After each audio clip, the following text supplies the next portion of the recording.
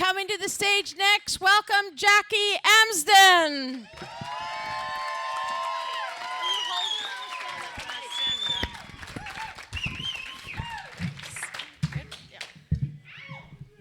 Ow! I know what you're wondering. Do the drapes match the carpet? The answer is yes, I am on my period.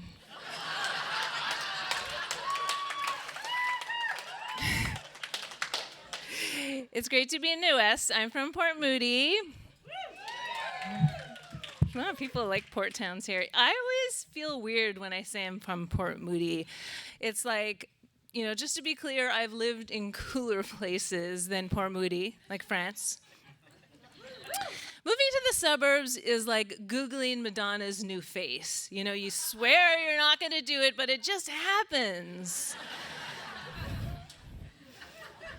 It's weird, though, how lazy I've gotten since moving to the suburbs. Like, I drive everywhere, I order my groceries, and lately I've been preferring masturbation to sex because I don't want to take my pants off.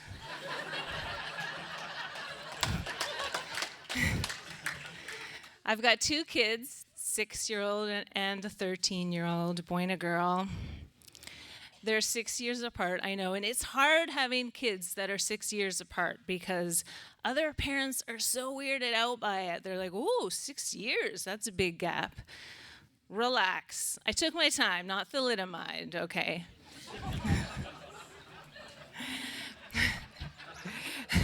Shanna said that one was okay. I was borderline.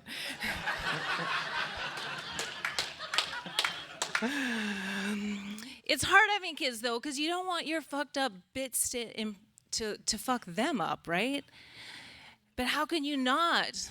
When I was a teenager, I was a model. No, they don't let you keep the clothes, but you do get to keep the eating disorder. I haven't eaten any carbs in like 10 years, like not even a cracker. And I thought that my kids didn't notice and that how obsessive I was about it. I take my daughter to a birthday party. She is not surprised by the Iron Man impersonator flying through the air, but she freaks out when she sees another mom actually eating birthday cake. They can do that?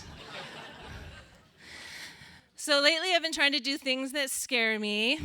I'm taking this comedy class. Yes, it's very scary. Thank you, I appreciate that. It's terrifying. I started a podcast, and I'm taking selfies in full daylight now.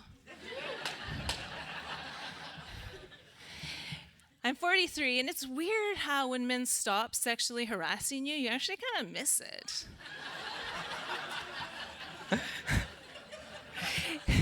I like that you guys thought that was the punchline. It's like when you're on a 4-day hiking trip and everyone gets giardia except you, and you're like, phew, but also like, what the fuck, my tits aren't big enough anymore? I mean, I get it. Between my 2 kids, I probably had babies hanging off my nipples for like a good 5 years. Getting your boobs back after breastfeeding is like watching a reboot of those old men on the Muppets. It's like comforting, but the one on the left looks a lot more withered than you remembered.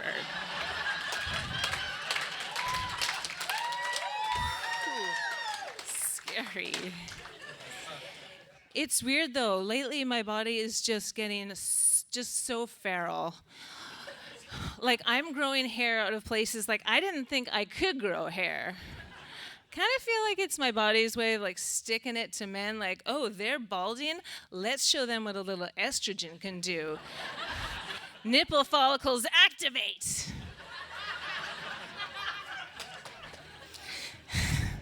And my vagina is going off the rails. Seriously, though, I don't even know what's going on down there half the time. Like, after a week of use, my panties are all ripped up and there's like gray stains all over them, like splattered bleach. It's like, do I have a vagina or a kill room? Vaginas are vengeful, too.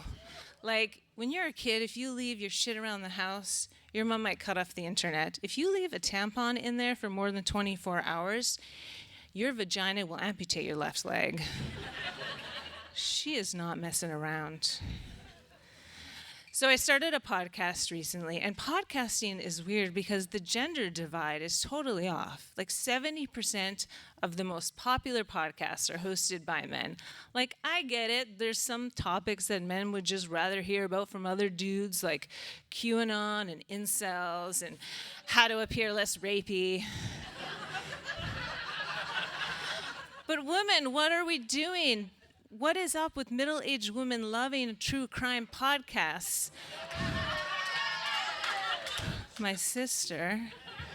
About other women getting murdered by their husbands. I don't know, call me crazy. I just think that if there were more female podcast hosts, we'd be having more shows, fewer shows about females getting their parts dissected, and more shows about embracing female body parts. Lady voices, activate! Thank you so much. You've been a great audience.